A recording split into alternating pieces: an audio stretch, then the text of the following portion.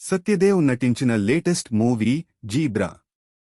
ఈ సినిమాను దర్శకుడు Eshwar Karthik money crime thriller చిత్రంగా తెరకెక్కించాడు.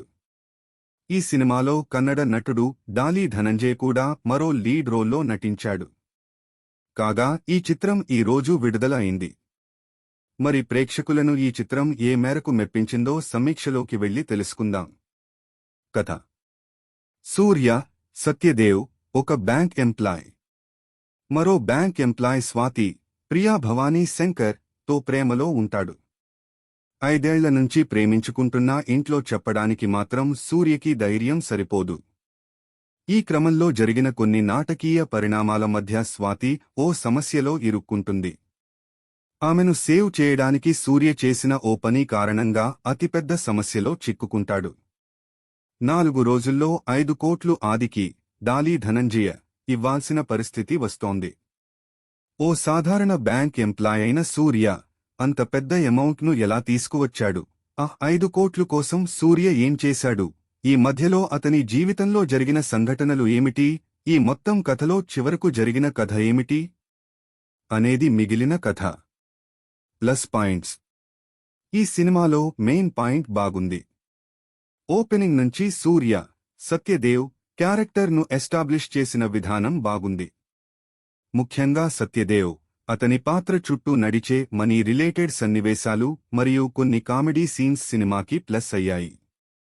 4 రోజుల్లో 5 కోట్లు సంపాదించే ట్రాక్, ఈ క్రమంలో పాత్రల మధ్య అనుకోకుండా జరిగే drama.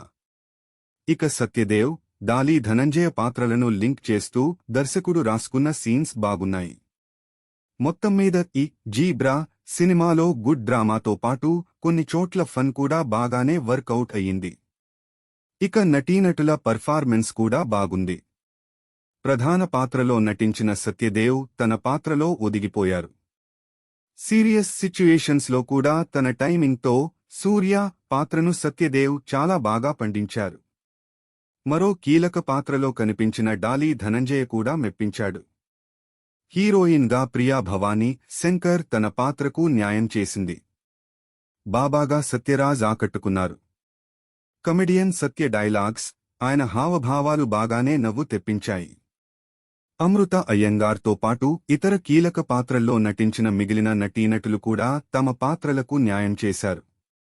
Minus points: Eshwar Karthik తీసుకున్న కథాంశం మరియు సత్యదేవ్, డాలీ ధనంజయ పాత్రలు బాగున్నప్పటికీ కథనం మాత్రం కొన్ని చోట్ల స్లోగా సాగుతుంది.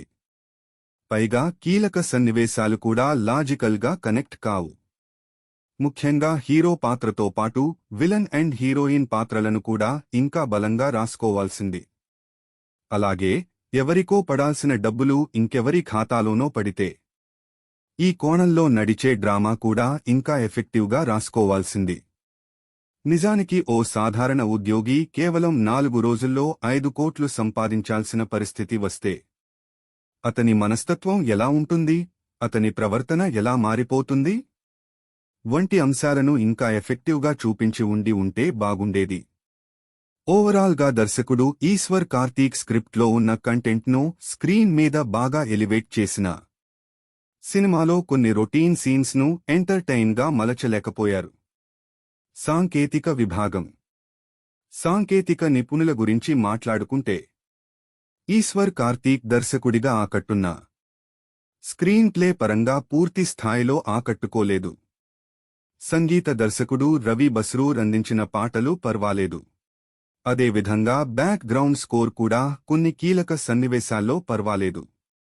ఇక ఎడిటర్ అనవసరమైన సీన్స్ని ఇంకా టైట్గా ట్రీన్ చేసి ఉంటే సినిమాకి ప్లస్ అయ్యేది. సత్య పొన్మార్ సినిమాటోగ్రఫీ బాగుంది. నిర్మాతలు బాలసుందరం, ఎస్.ఎన్. రెడ్డి, దినేష్ సుందరం నిర్మాణ విలువలు బాగున్నాయి. తీర్పు: జీబ్రా అంటూ వచ్చిన ఈ మనీ క్రైమ్ థ్రిల్లర్లో మెయిన్ థీమ్, ప్రధాన పాత్రల మధ్య డ్రామా, కొన్ని ఫన్ ఎలిమెంట్స్ చాలా బాగున్నాయి. అలాగే సత్యదేవ్తో పాటు మిగిలిన నటీనటుల నటన మరియు కొన్ని థ్రిల్లింగ్ ఎలిమెంట్స్ ఆకట్టుకున్నాయి.